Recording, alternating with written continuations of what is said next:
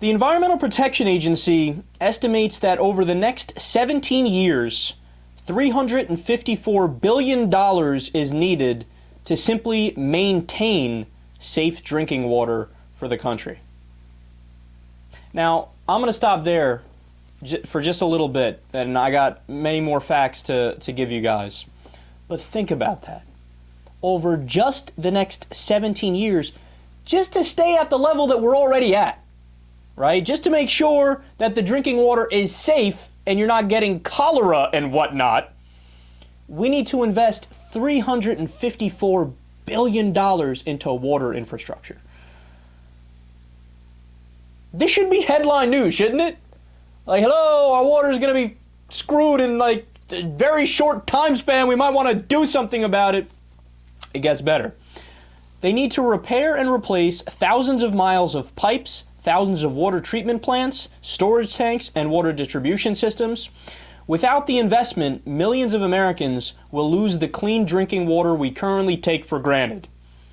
Most of the drinking water infrastructure in the nation is 50 to 100 years old, and experts say the threat of contamination from eroding and decrepit pipes is increasing. What's the federal plan for this? Nothing. Under a Democratic administration, what a progressive warrior you are, President Obama.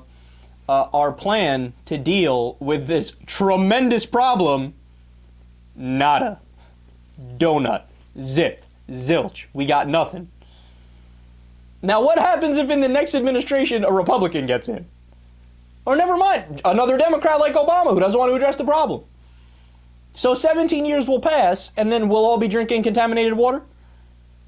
Is this the kind of America we want to live in? Now, as I was reading this earlier, I couldn't get this one thought out of my head.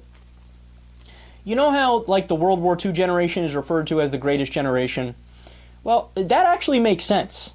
So why is it that they're the greatest generation? Well, other than defeating Hitler and Mussolini, there was this other part of that generation. It was around the same time we were building America. It was around the same time we worked on infrastructure.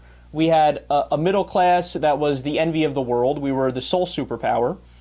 So we were looking after all these different areas and doing a pretty darn good job of it. Now, of course, it wasn't perfect. We had a horrible problem with racism, systemic racism on top of that.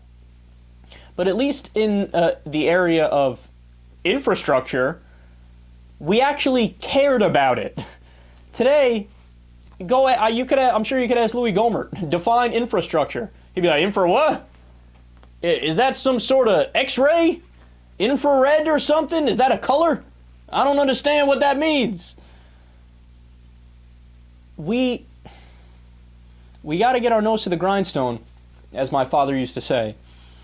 And you have to understand, this really isn't something to look at like, oh, it's going to be horrible to have to do all of these things and upgrade our infrastructure. It's actually an opportunity for us. You know, here we are sitting on a middle class that's declining. You have poverty increasing. The only people that are actually doing well are the top 1%. This is a great opportunity for us. It's a new deal we could try. We could work on that. We can work on green technology, among other things. It's called stimulus. Look into it. It actually has a positive effect on the economy.